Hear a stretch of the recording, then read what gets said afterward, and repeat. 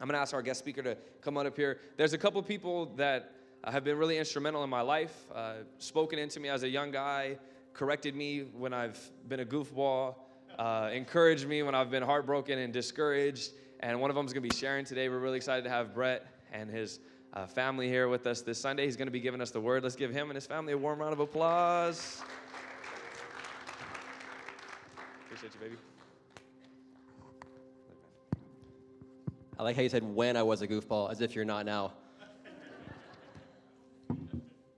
My wife, I like my eggs scrambled. My wife likes eggs when they're in cake. Or in cookies. Or something like that. But it's good to see you guys. I recognize some of you. Some of you I don't know, but some of you I recognize from back home. You over there hiding? Jonathan. It's good to see you guys. But thinking about eggs makes me hungry, which reminds me, Colin, are we going somewhere after this? Can I say that from here? Where are you? Where'd he go? He left already? Oh, he went over there? Yeah. Some to do. We're going to go to Chipotle. So let's go. All right? Anyone who wants to go? We're going to go. I don't know where it is, but I'll look on my map and we'll find out where it is and we'll go. Okay? So, but I'm hungry. But, I want to be hungry. I want to be hungry for Jesus. I want to be hungry. I want to be hungrier for Jesus. I had something else prepared to talk about today, and I've known for probably at least 6 weeks I was going to be here today, and I had something else prepared, totally already ready to go, and I was walking, I was praying, and I just felt like there's something else I need to do. So I completely changed it, and I feel like this is what the Lord wants me to share today. If you have your Bible, turn with me to John chapter 6. If you have a Bible, I'm going to be reading from the ESV. I think Tom's going to put it up there. There it is, right there. So the book of John's a little different than the other Gospels. We have Matthew, Mark, Luke, and John. Matthew, Mark, and Luke are called the synoptic Gospels. They're similar in structure and content. And then John's kind of different. There's some things that are in the others that are in John, but not much. But what we're reading today, we're going to read when Jesus fed the 5,000. That actually appears in all four Gospels, which I think is interesting. But let's read it. I'm going to read the whole passage, John 6, 1 through 15. You can follow along if you have a Bible. I'm reading, like I said, I'm reading from the ESV. It should read the same in most translations, unless you have an NLT. It might read a little different. Or a King James might read a little different. But and it'll be on there if you want to follow it there. I should go to the right page here before I even start reading. There we go. Okay, so we're going to go. What is that? Oh, I thought it was an ant. Okay, after this, Jesus went away to the other side of the Sea of Galilee, which is the Sea of Tiberias, and a large crowd was following him because they saw the signs that he was doing on the sick. Jesus went up on the mountain, and there he sat down with his disciples. Now the Passover, the feast of the Jews, was at hand. Lifting up his eyes then, and seeing that a large crowd was coming toward him, Jesus said to him, "Philip, where are we to buy bread so that these people may eat?" Oh, he said to Philip, sorry. "Where are we to buy bread so that these people may eat?" He said this to test him, for he himself knew what he would do. Philip answered him, 200 denarii would not buy enough bread for each of them to get a little. One of his disciples, Andrew, Simon Peter's brother, said to him, "There is a boy here who has 5 barley loaves and 2 fish. But what are they for so many?" Jesus said, "Have the people sit down." Now there was much grass in the place, so the men sat down, about 5,000 in number. Then Jesus took the loaves, and when he had given thanks, he distributed them to those who were seated. So also the fish, as much as they wanted. And when they had eaten their fill, he told his disciples, "Gather up the leftover fragments, that nothing may be lost." So they gathered them up and filled up 12 baskets with fragments from the 5 barley loaves left by those who had eaten. When the people saw the sign that he had done, they said, "This indeed is the prophet who is to come into the world." Perceiving that they were about to come and take him by force to make him king, Jesus withdrew again to the mountain by himself. See, this is a familiar passage to me. I've read this a lot. Like I said, it's in every gospel. And there are a lot of great messages that I've heard over the years that people have pulled out of this. 5 loaves and 2 fish. All I am is 5 loaves and 2 fish. All I got, Lord. But you put that into Jesus' hands and watch him do miracles in your life. You've heard that, and like, that's a great message. And you hear there's leftover pieces, there's broken pieces laying around. And you give your life to Jesus. He picks up the broken, and he can change you and make something beautiful out of your life. That's a great message. And they try to, it says at the very end that they tried to make him king. They tried to take him by force to make him king. And you see, the first time Jesus came, he came as a servant. He came as a suffering servant. He came as Savior. The second time he's coming as king and as judge. But what we can learn from that too is when people try to look to me to elevate me in their eyes and make me a king in their eyes, be careful. That's a slippery, dangerous slope. I need to stay humble. I need to honor Jesus as king. And these are great messages I've heard people pull out of this passage before. And I'm like, those are great. Lord, help me to apply those in my life. And I'm sure there are more that we can draw out of this, but I just want to pull out something really simple that I've never seen before in this part in John. It's only here in John. So it doesn't say this in the other Gospels, kind of, but not fully. And I just want to pull this one thing out in verse 10 and 11. If you look at verse 10 and 11, he says, Jesus said, "Have the people sit down." Now there was much grass in the place, so the men sat down, about 5,000 in number. Jesus then took the loaves. When he had given thanks, he distributed them to those who were seated. And so I've titled this message today, Sit Down. Sit down. And when I mean sit down, it's like, I also call that TWJ. TWJ, time with Jesus. Like, I'll tell my family, like, when I'm like, oh, I'm so grumpy, I don't want to do it. I need TWJ. I need TWJ. Or like when my kids aren't being perfect, which they're always perfect, right? I'm like, you need TWJ. You need time with Jesus. And that's what I want to talk about today. I want to talk about sitting down. My dad told me one time, so when I was a new Christian, I was like about a year old. This is about 18 years ago. He said to me, he's like, if you give a man a fish, you feed him for a day. If you teach a man to fish, you feed him for a lifetime. Jesus said that. I'm like, Jesus said that? I'm like, by this time, I had already read most of the Bible. I don't remember that. I don't remember where, I feel like I would have remembered that. That's kind of a good one. I think I would have remembered that. So back then, I didn't have a phone. I couldn't just Google it right there. I was 18 years ago. Things are different now. So I went home, I looked it all up, and it's an ancient Chinese proverb. If you give a man a fish, you feed him for a day. Teach a man a fish, you feed him for a lifetime. And it's good. Proverbs are great. Proverbs are general truths. They're not promises, they're probabilities. That's a good way of reading Proverbs. They are general truisms. And that's true. Probability-wise, if you give a man a fish, you teach him, or you feed him for a day. Teach a man a fish, you feed him for a lifetime. But you see, there is a table of fresh bread. There is a fountain of living water that we can access, that our inner man needs to partake of every day. I remember I said earlier, I want to be hungry for Jesus. I'm not talking about my stomach. I'm not talking about, I want to take a bite out of Jesus. I'm not talking about that. I'm talking about my inner man. And my goal today, so Colin and I can stand up here and we can get, we can pray and we can get a word from the Lord, and I can give you a word from the Lord, and it might feed you for a day. But if we can teach you, or if we can all learn how to access that fountain of living water, that table every day, that will feed us for a lifetime. I don't want to just give you this here and this here. I want to teach you, I want to point you there. And if we can learn how to go there to that table, that will feed us for a lifetime. And that's what I want to talk about today. But yes, Jesus did feed the 5,000 physically. He did. He fed them physically. We need to eat physically. We're matter. We're body, soul, and spirit. We need to eat physically, and food is great. Food is great. There are some foods that are not great, like refried beans. He's like, what? Because you were like, what did you just say? Refried beans. I don't like refried beans. Just leave them a bean. I'll eat it like that. You don't need to mush them up. That's weird. I'll mush it up in my mouth. Give it to me like that. That's fine. There's some things I don't like, okay? Leave me alone. All right? But Jesus said in Matthew 4:4, man does not live on bread alone, but by every word that comes from the mouth of God. And so my hope and my prayer for this message is that if you and I can learn how to come daily to the source of life, that's Jesus, ourselves, it will feed us for a lifetime. I've heard it said that a song can change your day. Jesus can change your life.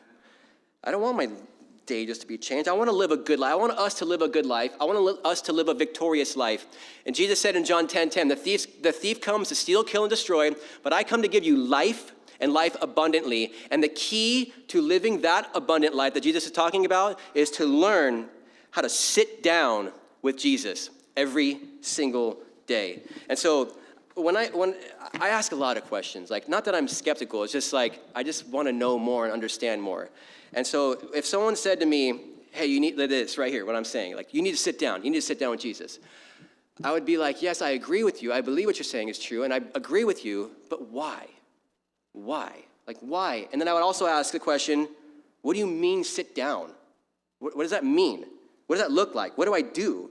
And I would also ask the question, well, what happens when I sit down with Jesus? What should I expect when I sit down with Jesus? And so those are the three questions that I want to answer today, because those are the questions that I would have. Why sit down with Jesus? What do you mean? What does that look like? What do I do? And what happens when I sit down with Jesus? What should I expect? And so the first one is this. Why should I sit down with Jesus? Why should I do that? And the simplest answer right off the bat is this. Because life matters. Because life matters. It says in Ecclesiastes chapter 3 that eternity is in the heart of every man. Some people try to suppress that, and they'll be like, no, I don't believe that, I don't want to believe that, I don't want to believe that. Nope, when I die, I'm done. That's it. The whole purpose in life is to procreate, and that's it. And survive, we're good, done. No, this is not it. This is not it. There's another life. There's a life to come. And this life is like a womb for the next life. And what I do in this life matters. I was in a womb before I came in this life, and I was developing. And this life is like a womb for the next life. I need to develop for the next life because I will stand before God one day and give an account of my life. And we always think of that in like a negative sense, like all the bad I've done. Blah, blah. No, think about also like I'm going to give an account for the good I've done and for the good that I didn't do. And it matters. And so if you look at 1 Timothy 4:8, it's such a cool verse. It says, Paul says to Timothy, rather, train yourselves for godliness. For while bodily training is of some value, godliness is of value in every way as it holds promise for the present life and also for the life to come. Why is it important? Because what I do in this life matters in eternity, and I need to be trained in godliness. I need to sit down with Jesus. Why sit down with Jesus? Is because I need to be trained in godliness, and that matters. The second thing I would say is that we saw in verse 11, it says, Jesus then took the loaves, and when he had given thanks, he distributed them to those who were seated. It didn't say to those who were standing or running or swimming or sleeping. It says to those who were seated. That's where he can feed me. I put myself in a position so that he can feed me. Like, think of it like I got a friend, like I haven't seen him for 2.5 years or something, and I call him and I go, hey bro, like let's go like do something. You want to go get lunch or something? I haven't seen you for a while. Let's go get lunch. And he's like, yeah, let's go. And so we go to this restaurant and we're sitting down and he's sitting down and I just kind of go, I grab a piece of food and I just start walking over here. And I grab a piece of food and I walk over there. And I grab a piece of food and I walk over there. And like my relationship with him is not really much of anything.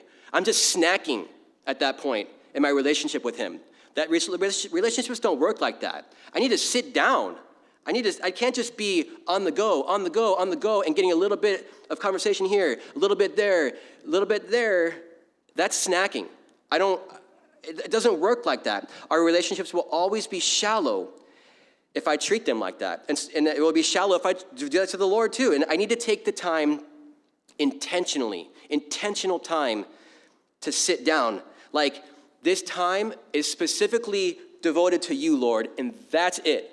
I'm not doing anything else. I'm not multitasking. I'm not praying on my way to work, which that's fine, do that, great. But that's kind of like snacking, because I'm multitasking. Like, time that's set apart, time that's specifically devoted to Jesus. And one more reason why else we should sit down, I would say, and some of you probably already know this. If you do it, you will know why. If you sit down with Jesus, you will know why. It might take some consistency. It might take a little bit of time, but you will know why.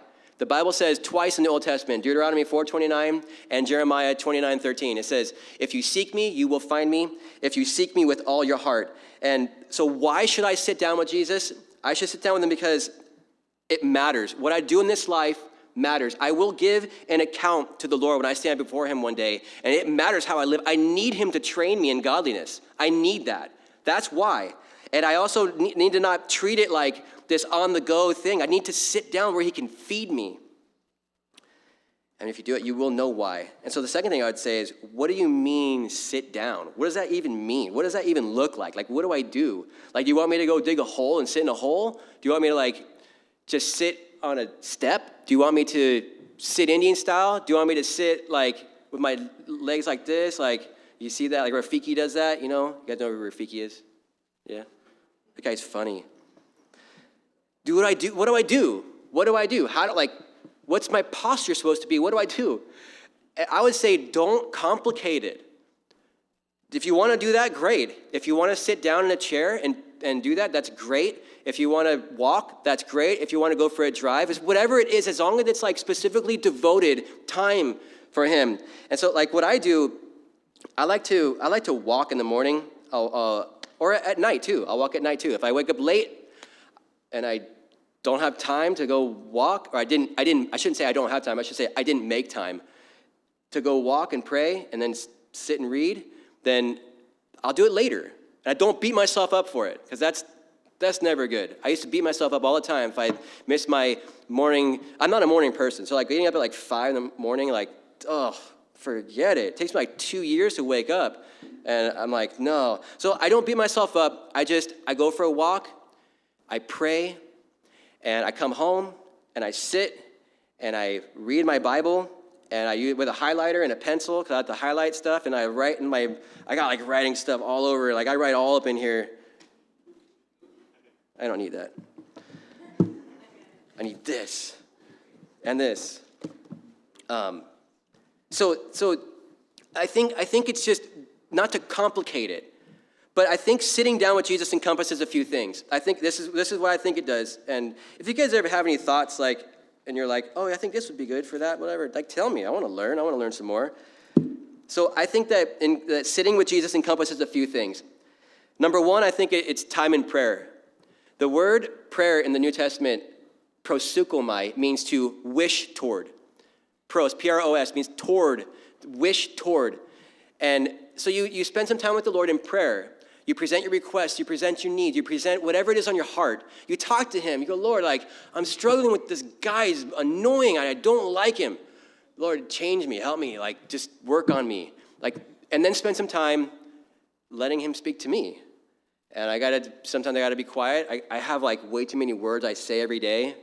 My poor little daughter inherited that from me. We say a lot of words every day. I need to spend some time listening to him too. And the second thing I would say is time in the Word. There's time in prayer and time in the Word. See, I need to know what this says, because the Lord doesn't always speak to me when I'm praying. He doesn't always speak to me, but he's already spoken here. This is already his word that he's written down, and I have it right here. I can read this, and I need to know what this says, because if he does tell me something in prayer, it's never going to contradict what this says.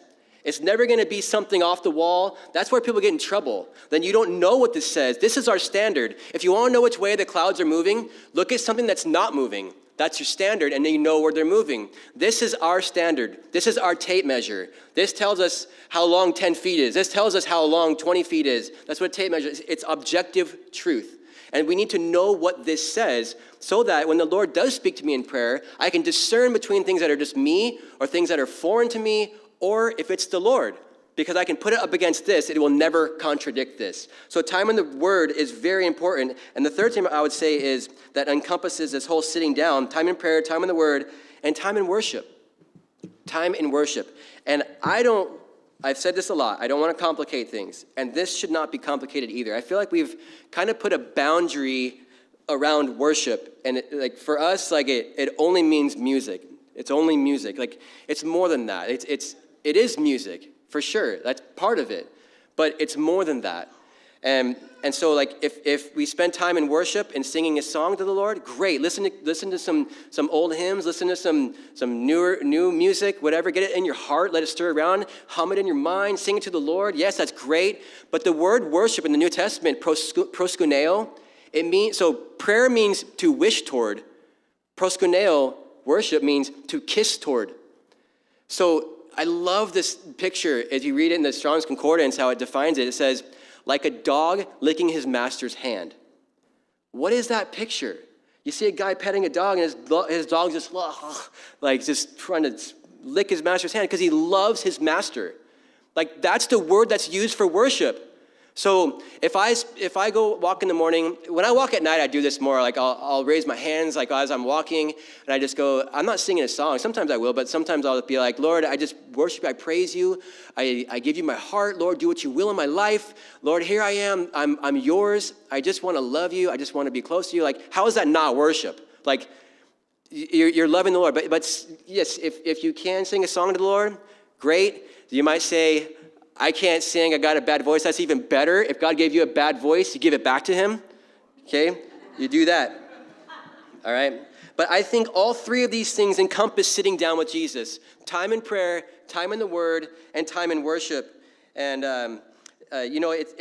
like Matthew 6:11 says, give us this day our daily bread. That's in Jesus, the Lord's Prayer. Yes, I couldn't think of that. In the Lord's Prayer, Jesus said, give us this day our daily bread. So I come to the table, and I go, Lord, give me my daily bread. But I also have a responsibility to read the Word. He's not going to read the Word for me. I got to read it. I got a responsibility to read it. So, Lord, I'm going to be faithful to do my part. I'm going to put myself in your presence. I know you'll be faithful to do yours. And it says in Hebrews 11:6 that he rewards those who diligently seek him. I need to quiet my soul. I need to quiet my soul and sit down with the Lord. And you might be like here, you might be like, I don't have time for that. I don't have time to do that. I don't have time to set aside for the Lord. Hey, guess what? I don't either. I have a full-time job. I have kids. Like, I don't have time. I make time. And when my kids were young, I was praying. I found myself praying a lot. Lord, help me to be creative in the ways that I seek you when my life is crazy. Because, like, I don't have time, and you probably don't either. We make time because it's that important. It matters. And so why should we sit down? What do you mean sit down? What does it look like? Just set some time aside for the Lord. If you want to go for a drive, if you want to, and just make sure, as long as it's like devoted time specifically for the Lord, like just you and I, Lord, just you and I, we're going to commune together. Time in prayer, time in the Word, time in worship. I think these three things encompass what it means to actually sit down. What do you actually do practically? The third thing is what happens when we sit down with Jesus. I was excited about this when I was thinking about putting this thing together. I was like, I got excited about this part. Like, what happens when we sit down with Jesus? What should I expect? What should I be expecting? And so I was like, Lord, what happens? Like, so I thought, well, let's look at the Gospels and see what happened when you sat down with people. So the first thing I want to look at is in Matthew chapter 9. So Jesus, and this Pastor Colin was talking about this earlier today, but Jesus walks by a tax booth, and he calls Matthew. He says, follow me. And Matthew's like, I'm out of here. I'm following you. And he follows him. So Matthew 9:9. And then they go in a place, and they go eat together, and they're in there. And the Pharisees come along, and they're like, to his disciples, they're like, why does your master sit and eat with the tax collectors and sinners? And you guys remember what Jesus said there? You do. I know you do. He said, when Jesus heard it, he said, those who are well have no need of a physician, but those who are sick. Go and learn what this means. I desire mercy and not sacrifice. For I came not to call the righteous, but sinners. So Jesus is sitting down with the tax collectors and sinners because they were sick. And you know what? I fall into both those categories because a tax collector was contracted by the Roman government to get taxes that were owed to the Romans. And so they would mark them up. It's called extortion. They would mark up. So Johnny over here owes, not you, I said Johnny, not Jonathan, okay? Johnny over here owes like, let's say $100 to the, well, we'll say $100 to the Romans. The tax collector's like, hey, bro, you owe 140, and if you don't pay, I have the authority to like do some stuff, and you're not gonna like it. And so Johnny will pay him 140. He'll keep 40 and give 100, and that's what they would do to people. So they were like scumbags. They're like these. No one liked them. No one liked them because they're like, and so they abuse their authority. And I have found myself abusing my authority as a father, as a husband. Like, yes, I fall into that category as a tax collector because I've abused my authority. I'm a knucklehead. And I definitely fall into the category of a sinner. And so this applies to me. So when I sit down with Jesus, he's going to work healing in me because I am sick and I need it. And the first thing that he does is, it says in Isaiah 53:5, it says, by his stripes we are healed. The first thing that he does is he heals us of the worst possible condition that we all have, and that's our sin. All of us have a sin stain that cannot be wiped away at all. It says in Jeremiah chapter 2, it says, though you wash with much lye and use much soap, your stain remains. Like, it doesn't matter what we do, no matter, I could do more good works than anyone here, my sin stain will still be there. So the first thing he wants to heal is that sin stain, and only he can do that by his body that was crucified and by his blood that was shed on the cross. That's how we are clean, those who believe in his work. It's nothing other than his work. He did the work. If it's him and me, then it's him and me. It's not just Jesus, it's Jesus but it's just Jesus. He's the only one who can heal me of that. But he also, when I sit down with him, he heals me. Yes, he can heal us physically. Yes, he can. But he wants to heal us also of like toxic thoughts, relationships, heartbreak, past hurts, disappointments. He wants to go in and heal us from these things. It's almost like he's like, hey, you know what? Hey, Brett, you know, you've got this door. You've got this door in your heart, I see, and it's locked. And I want to come in there, but you got to let me in. You got to let me in there. And I want to go in there, and I'm going to shine my light on it.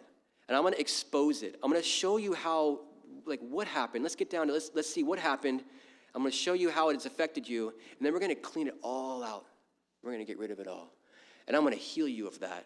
And the Lord has done that so much in my life. And my prayer is that when we sit down with Jesus, we can let him get into these areas of our lives where we need healing, where we're still sick and we're still handicapped.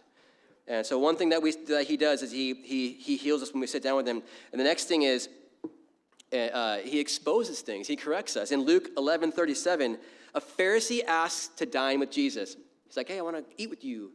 And Jesus is like, okay, let's do it. And so they had a tradition that you need to wash your hands before you eat because you've been touching things and you're unclean. If whatever you touch and you put it in your mouth, now you're going to be unclean inside. And so Jesus doesn't wash his hands. The Pharisee notices, and so Jesus knows that he's like noticing that. And Jesus says to the guy, where's my note? Where did I put my note? Oh, yeah. He says, you wash the outside of the cup, but the inside is full of greed. It's like, it's not what goes in that defiles you, it's what comes out of you. You think you're so pretty and pious on the outside, yet you're a rotting corpse inside. And he exposes their condition, their heart condition. And so when I sit before the Lord, I need to be prepared to be changed. I need to be prepared to be reproved and accept correction, because that's what he wants to do. In order for me to be more godly, he needs to work some things out of me. In Proverbs 9, verse 8, it says, reprove a wise man, and he will love you. And you know, I want to be wise. I don't want to be the opposite of wise. What's the opposite of wise? A fool. Who wants to be a fool? Like, raise your hand when you were little. You're like, when I grow up, I want to be a fool. Like, no, who wants to do that? No, that's dumb. I want to be wise. And so if I want to be wise, I better love reproof, because if you reprove a wise man, he will love you. And so when I sit with Jesus, I need to expect change. I need to expect him to change me. The next one is so simple. He feeds us. We've already talked about this, but at the Last Supper, he ate the Passover with his disciples. It says that Matthew 26:26 says that he took the bread, He gave thanks, he broke it, and he gave it. And he said, take, eat, this is my body. He is our source of strength. He is our source of power. He is our source of nourishment. And he needs to be. He said in John 6:48 that I am the bread of life.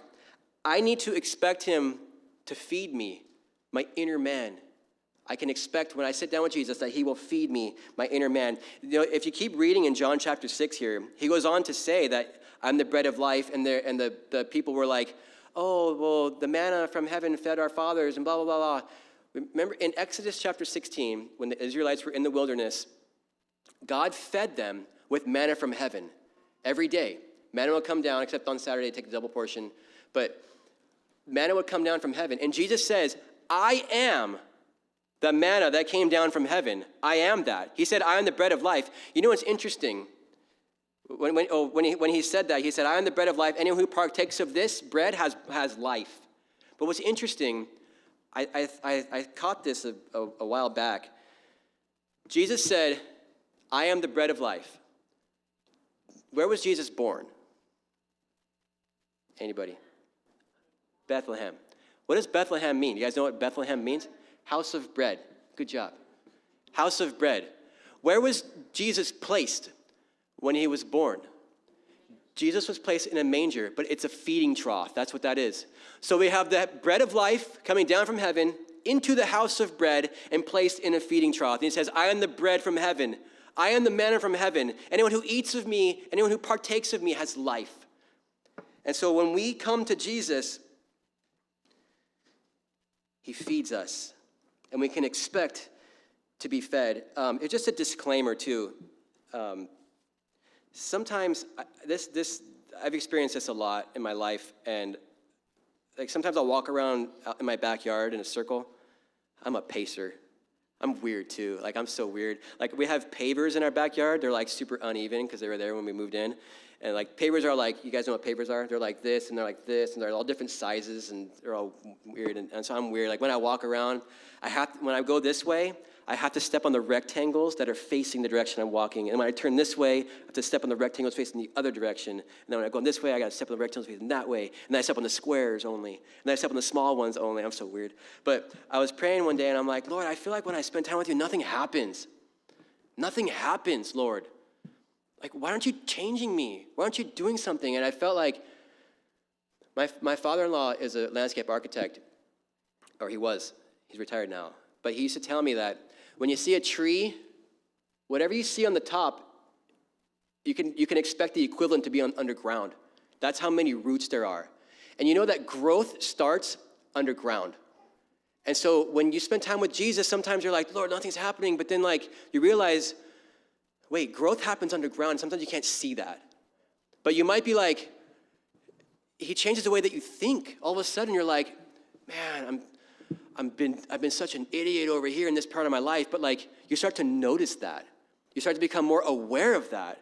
And you kind of like, it's like he's rubbing your lens a little bit. You're like, I'm starting to see a little more clear. Like he's taking the veil off your face. So sometimes when you spend time with the Lord, it doesn't seem like something's happening. But just be confident and sure that he is doing a work, and sometimes you might not see it right away. But you will. You will see it, because that's what he wants to do. And so when we sit with him, he heals us, he corrects us, and he feeds us. And it's so important to know that man does not live on bread alone. As much as food is great and good, except for refried beans, man does not live on bread alone. And so we can have the worship team come up here. I'm going to conclude with this. I must ask myself the question. Like, I ask these other questions, but then I want to ask myself the question, do I sit down with Jesus? Do I? And if not, why not? Why don't I? And I like to evaluate things. I like to look at my life and I go, if I don't, then why not? Because I don't have time? Well, I need to make time.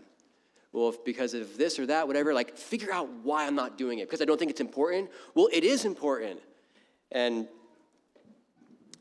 see, every day, Jesus prepares a table. And there's fresh bread there. and he is the fountain of living water. And it's like, am I going to go? Am I going to just leave him there? He doesn't need me. He doesn't need me at all. But he's sitting there waiting. He just wants to spend time with me. He does not need me. If he needed me, then he wouldn't be God. He is self-sufficient in himself. That's why he is God. He doesn't need me. He wants me there. He wants me. What's the purpose of redemption? Why did he die for me? He didn't have to do that. For God so loved the world that he gave his only begotten son. It's because he loved, and he wants to restore the relationship. And if I just treat it as snacking, I'm going to be missing out on things. I'm going to be left handicapped in some areas of my life because I'm not giving him enough time to work on me. If I brought my car into the shop and I took it out like way before it was ready to be done, it wouldn't operate very well. I need to leave it there for the appropriate amount of time. And so one last thought is, if you keep reading in John chapter 6, right after he feeds the 5,000, there's actually, some people think that there could have been 20,000 because it says 5,000 men, not including women and children. So there could have been like 20,000 people there. But even so, right after he fed them, that's when he walked on the water. The disciples left, and there was only one boat, and they left. And then he walks in the water, he goes to the other side. And the next day, the people come to him, and they're like, how did you get here? There was only one boat.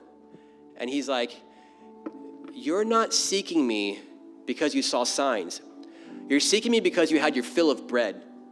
And that cut me to the heart when I read that, because when I used to lead worship music, and I would pray all the time. I'd be like, Lord, I just want to know what songs you want me to play. What do you want me to play this weekend? What do you want me to do? Like, how do you want me to arrange this? Like, what do you want me to do for the arrangement of the music? And what do you want me to do here? And I'd go to him all the time and pray. And then my wife and I started heading up the youth group. And so we were over the youth group for about 2.5 years. And I was constantly in prayer, like, Lord, what do you want me to preach on? What do you want me to share on? What do you want me to, like, what's stirring? What do they need to hear? And I'd pray all the time. Well, the kids were young, so it was hard, so we kind of pulled back. And I was at a place where I wasn't really doing much at all. And I found myself not praying very much. And I'm so glad for that time, because the Lord showed me that I was going to him when I had needs. And that was it. But when my needs were met, I wasn't going that much. Like, I need to be going because I just want to be close to him. If I only come to him when I have needs, and that's a great reason to come. We should come when we should cast our cares before the Lord. We should do that. But if I only come when I have needs, and what do I do when I don't have a need, when my needs are met? Then I'm not going to come. And when I don't come to the Lord, my inner man is left starving. And my inner man needs to be fed, because man does not live on bread alone. And, if I'm prayerless, then I become powerless. When I am prayerless, I become powerless. So if you're here today and you're like, you know what, I don't know Jesus, I don't know what he did for me. Well, basically he died for you. You and I deserve a cross, and he took that cross. He took all of our punishment, he took the wrath of God upon himself and became our propitiation, the sacrifice that turns away wrath. And he washes us with his blood for those who believe, because there's no other way. There's no other way. He was the lamb slain before the foundation of the world. And if you put your hope, your life, everything that you are in Jesus, I'm telling you, he'll do something amazing with your life. Don't waste your life. It matters. What we do here matters. And maybe you're here and you're like, man, I just need to sit down with the Lord. Like me, I need to sit down with the Lord more too. And maybe start today. Don't wait, just start today. And don't beat yourself up for not doing it. Just do it today. And so we'll have a song of worship, and then I think Jason's going to close us.